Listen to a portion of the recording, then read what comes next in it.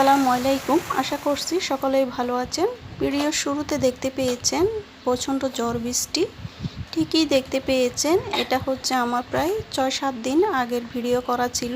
তো ভিডিও যখন আজ শেয়ার করতেছি, তো এটা আজই দিলাম আর কি।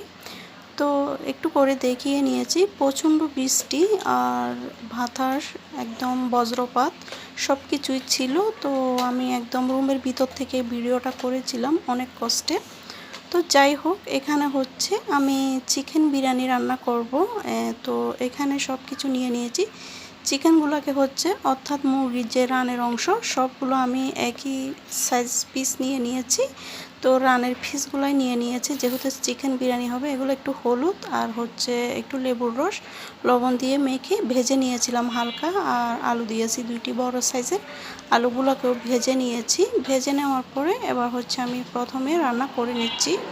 এখানে আমি পেঁয়াজ কুচি দিয়েছি, বড় সাইজের 2টি পেঁয়াজ কুচি অ্যাড করলাম, আদা রসুন বাটা দিলাম সামান্য করে দিয়ে এবার খুব সুন্দর করে এগুলোকে একটু ভেজে নিচ্ছি তেলের মধ্যে। তো অনেক দিন পরে ভিডিও শেয়ার করতেছি, তো সবাই একটা লাইক দিয়ে দিবেন। চ্যানেলে যদি নতুন এসে থাকেন, চ্যানেলটাকে সাবস্ক্রাইব করে দিবেন। তো অবশ্যই কমেন্টের মাধ্যমে জানাবেন। এখানে আমি অল্প করে মরিচের গুঁড়া আর একটু হলুদ গুঁড়া আর পরিমাণ মতন লবণ অ্যাড করে দিয়েছি। দিয়ে আমি আবারও তেলের সাথে সব কিছু মিশিয়ে দিচ্ছি। এখন হচ্ছে বাচ্চাদের পরীক্ষা চলতেছে, তাই আসলে সময় হয়ে ওঠে না ভিডিও করব। তো যাই হোক, এটা একটা ভিডিও করা ছিল, তাই শেয়ার করতেছিলাম। এখানে আমি দিয়ে দিয়েছি বাদাম বাটা। এখানে হচ্ছে আপনার 3 রকমের বাদাম, তারপর হচ্ছে কিশমিশ একসাথে আমি ব্লেন্ডার করে নিয়েছি।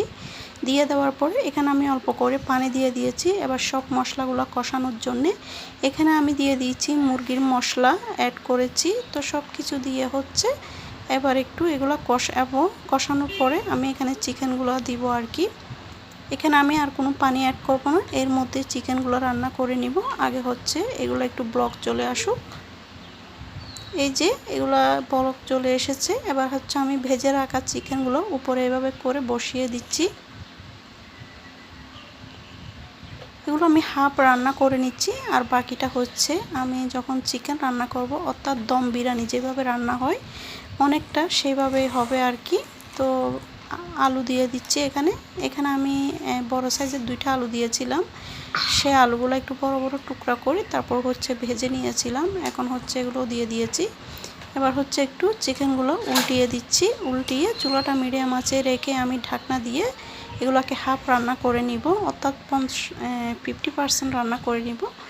বাকি 50% হচ্ছে আপনার যখন চিকেনটা বিরিয়ানিটা রান্না হবে আর কি, দম বিরিয়ানির মতন, তখনই রান্না করা হবে।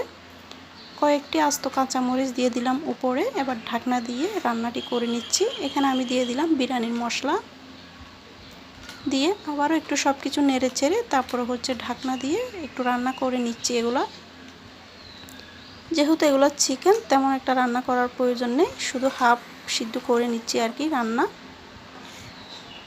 এইভাবেও রান্না করা যায়, আবার আপনার দম বিরিয়ানি যেভাবে রান্না করে ভাতের সঙ্গে, ওইভাবে করেও রান্না করা যায়। তবে আমার কাছে এভাবে সুবিধা মনে হয়, আর খেতেও ভালো লাগে ভীষণ।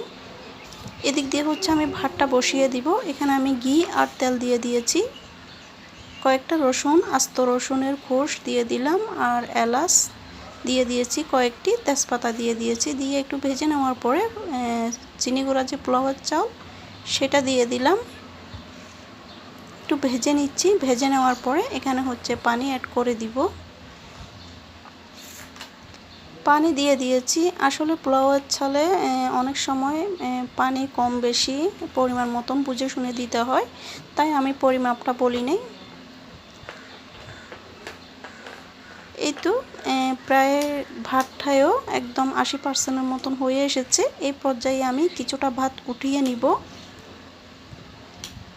কিছুটা ভাত উঠিয়ে নেওয়ার পরে এখানে হচ্ছে আমি যে রান্না করে রেখেছিলাম চিকেন, সেই পিসগুলো এখানে বসিয়ে দিচ্ছি এভাবে করে। আর হালকা যে ঝোলগুলো এর মধ্যে দিয়ে দিব।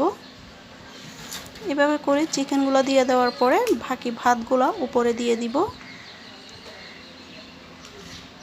এটা হচ্ছে আপনার একদম চিকেন যে দম বিরিয়ানি রান্না করা হয়, গরু মাংস দিয়েও রান্না করা হয়, বিফ বিরিয়ানি, সেম প্রসেসে আর কি। খেতে কিন্তু ভীষণ ভালো লাগে এই রেসিপিটি।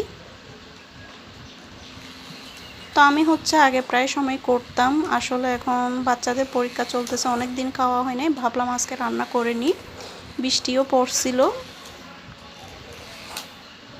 তো বাকি ভাতগুলো উপরে আমি এভাবে করে দিয়ে দিচ্ছি, দিয়ে আর যে চিকেনগুলো আছে সেগুলো আমি উপরে দিয়ে দিব। চাইলে সবগুলো মাংস মাঝখানের অংশে দিয়ে দেওয়া যায়, উপরে ভাত দিয়ে দিলে হয়। তো আমি হচ্ছে নিজে এক থাপে চিকেনগুলো দিয়েছি, আবার বাকি চিকেনগুলোও আমি উপরে এভাবে করে আবার দিয়ে দিচ্ছি। দিয়ে নিজের পছন্দ মতন সাজিয়ে নিলেই হবে, এখানে আর কিছু করতে হবে না। এটা একদম চুলোটা একদম মিডিয়াম আঁচে একদম ছোটো করে দিয়ে তারপর দমে রাখতে হবে আর কি। এতে করে ভাতও হয়ে যাবে সুন্দর মতন, আর চিকেনটা ভাতের সঙ্গে খুব সুন্দরভাবে মিশে যাবে। এই যে, তো আমি হচ্ছে এখানে নিজের পছন্দ মতন একটু সাজিয়ে নিচ্ছি। তারপরে হচ্ছে ঢাকনা দিয়ে প্রায় 40 মিনিটের মতন দমে রাখবো। তারপরে হচ্ছে চুলাটা অফ করে দিব।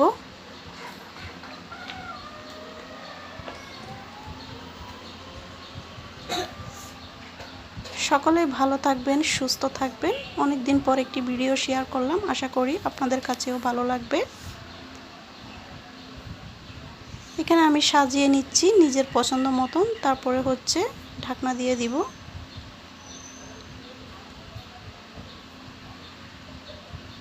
দেখুন কেমন হয়েছে।